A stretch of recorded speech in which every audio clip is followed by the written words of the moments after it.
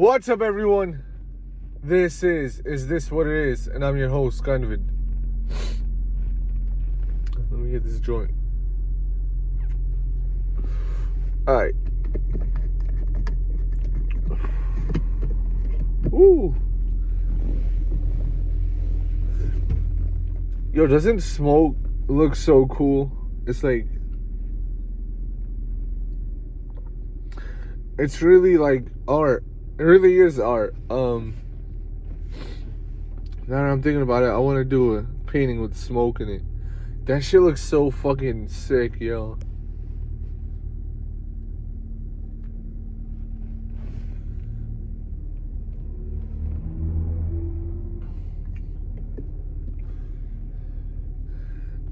Smoke, like when you're smoking in the car, especially, or like indoors, the pattern of it, like the swirly pattern, it reminds me of the cloud patterns in a Van Gogh painting, or in, like, you know, a few of his paintings. And it makes me think, like, I wonder if he was painting smoke in the air instead of clouds, because if I'm not mistaken, I heard Vincent Van Gogh used to smoke weed. And even Pablo Picasso and many other artists. You know, artists love weed. It's not just musical artists that love weed. It's all of them. Or most artists. Not every artist likes weed, but whatever.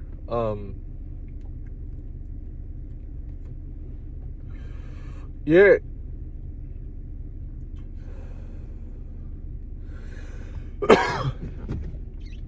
So that's gonna be my next painting. Something with smoke. And I'm looking forward to painting again, because I don't even know how long it's been since I've done my last painting. It's probably been like a year or something. But that's gonna be cool.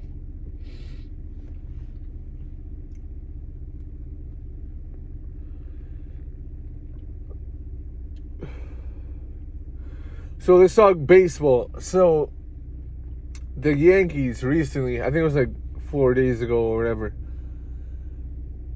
they set a record and hit a career high. Well, not a career high, but a franchise high of 9 home runs in a game. I think it was against the Brewers, and they won that game 20-9, which is crazy. But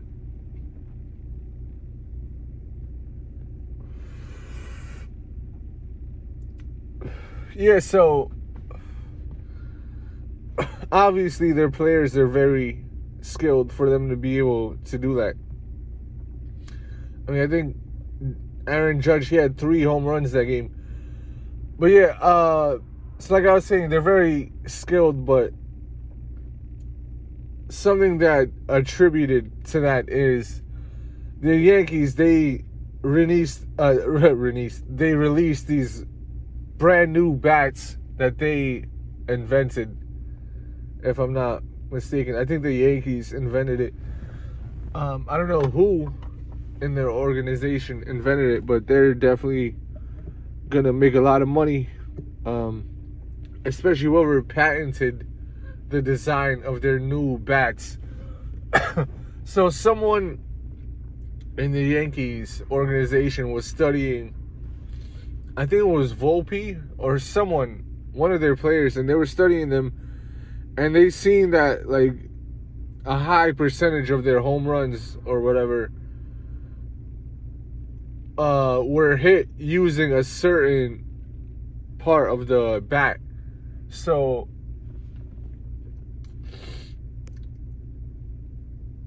they noticed that where the player was hitting the baseball, it was the location of where the ball was being hit. Pause.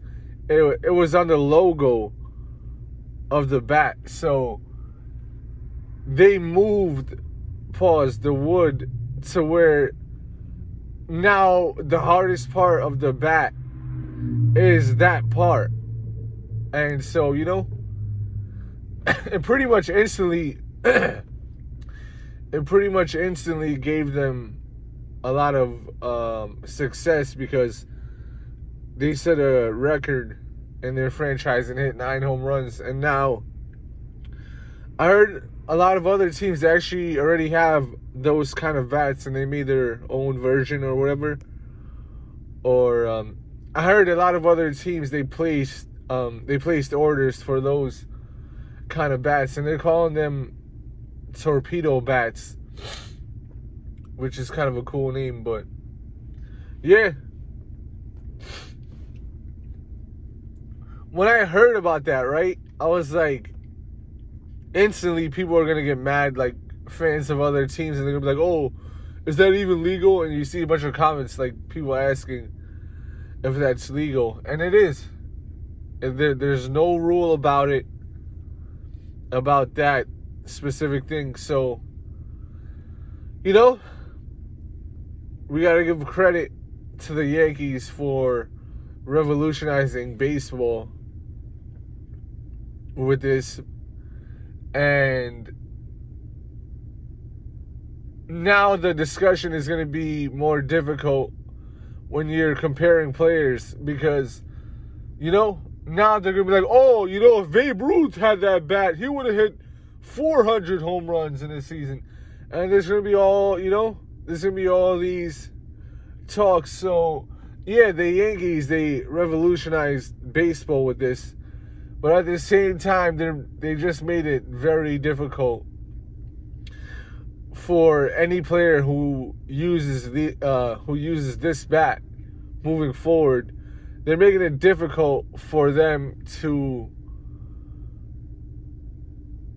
make a case for themselves to be the greatest player ever. Because, you know, automatically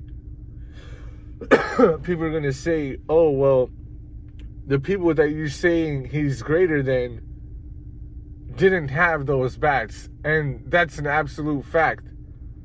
Unless somehow they did in the past have those bats. But as far as I know, this is something brand new. So,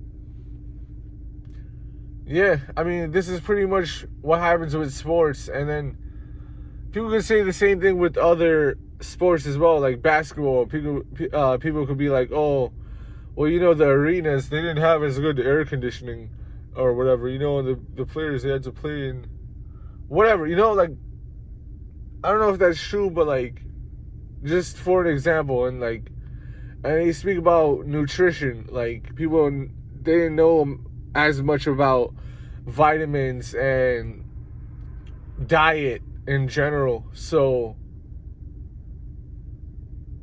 yeah, the players that played in the past, they paved the way, literally, for players to be able to have a better system that could benefit them, scoring more points and winning more. And these players, they're still getting injured, so it's crazy. But that just goes to show you, even with all the good nutrition they're getting and exercise, you know, they have better gyms and equipment, even with all of that, they're still getting injured. So think about how difficult it must have been for players in the past that didn't have that. So there is a case to be made that the players of the past were better because they had less resources to make them greater, and they were still greater because they were tougher. The players of today, they don't have the hunger that the players of the past had, you know? So, you know, people could say that, like, okay, well,